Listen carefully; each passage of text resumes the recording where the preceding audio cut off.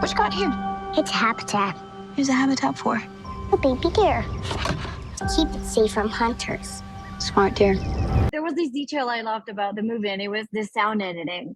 Like, I think it was like too cared for and so detailed. So I would like to know for you this process. Were you alone working with a Foley artist, or how was that process for you?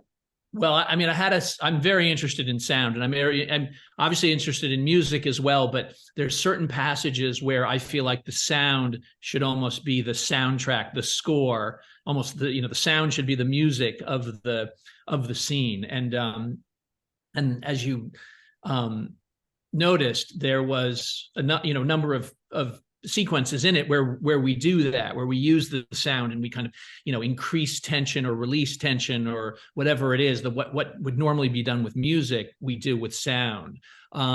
So I've always done that. And my first movie doesn't have any music in it, actually. It's called Interview with the Assassin, and it's all scored with sound effects. And so I did it in this movie as well, in a different way. Obviously there's a fantastic musical soundtrack as well, but I worked with the sound designer from the beginning, and we worked through it, and each sequence and when certain things would hit and or would be heard, and how that would affect the audience and affect this sense of suspense or anxiety or release that or whatever. So I'm glad you noticed it, because it's very important to me.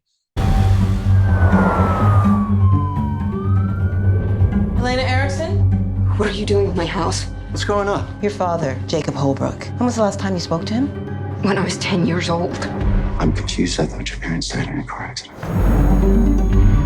Holbrook, he's the Marsh King guy that I heard about on the radio. He and another prisoner escaped last night.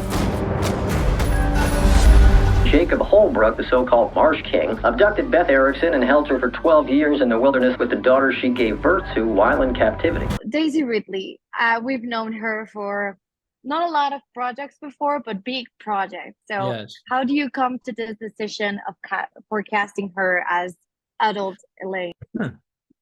Well, you're right. I mean, Daisy Ridley has been in, she obviously was anchoring these sort of 3 Star Wars movies. That was like the beginning of her career, which was like, an incredible thing for a young actress, young woman to be put into. But she handled it with such grace and kind of intelligence. And in a way, the character here has a similar sort of thing where she kind of has to protect herself. She's sort of in the midst of this very powerful and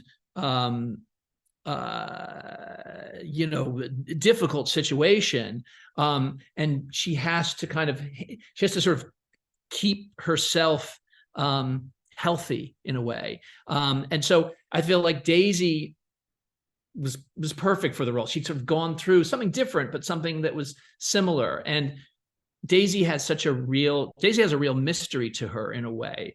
I mean, she's absolutely beautiful, but she also has this kind of like those mysterious eyes, and you don't quite know what's going on behind them. And she has this restraint, which is perfect for a character that's keeping a secret. She's expressive in the subtlest ways. Plus, when she did the stuff that was more of the action stuff at the end, well, then she's just badass.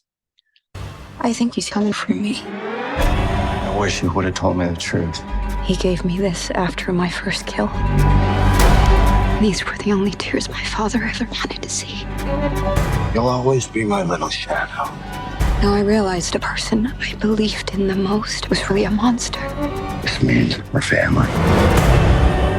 It means owned, not family. Don't confuse the two. I mean, obviously, I think Daisy used some stunt people, but I want to know these details. I mean, maybe not. Maybe she did all her stunts. So I want to know. All of her. What did you say? All of her stunts? Is that what you're wondering about? All stunts. Yeah. Yeah, I think so. I can't think of what she might not have done.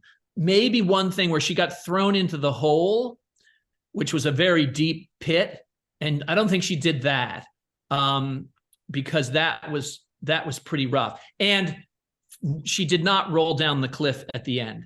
However, I'm just giving, that's a spoiler. but what's interesting is she didn't do that, but the stunt person, they really actually did that. They actually fell down this cliff, and they did it for real. It was like 100-foot high cliff, and it was, it's slightly, there's like a slight angle to it, so they stay connected to it, but they did it, and we shot it, and it's it was really intense, and it is intense in the movie. That is great, because you can see that. You can see the actual like nervousness of her making this scenes and making this. Oh, and she's up on that cliff stunt too. Yeah. She everything that she could do, there's certain things that, you can't, as a film, you can't let her do, because she's, she gets hurt and then she can't film the next day. But in general, she's out there. She was everywhere. She was out in the mud, up to her knees in the mud, and in the, in the marsh, and on those cliff sides, and, in the water, all of it. She's amazing. What's going on, Helena? I feel like he's here. Marigold! Has that been in your room the whole time? Mm-hmm. You must always protect your family. Oh, God. Helena, it's me. Oh, well, you should see it, because you're looking at this kind of great expanse of wilderness and, of beauty, and, to have that immersive sense of being in nature is very powerful. The other reason is, I think it's very important to see movies with other people. You hear them, you hear them gasp, or you hear them laugh, and there's something kind of that sort of community of experience is important, and I think makes the film going experience wonderful. Certain people complain about, oh, well, somebody's talking or they're on their phone, but once you're in, if the movie's engaging you and everybody's locked in to the story, there's nothing better than seeing a movie in the theater. This is where we belong. I waited my whole life to see you again. I wasn't sure what I would feel when I did.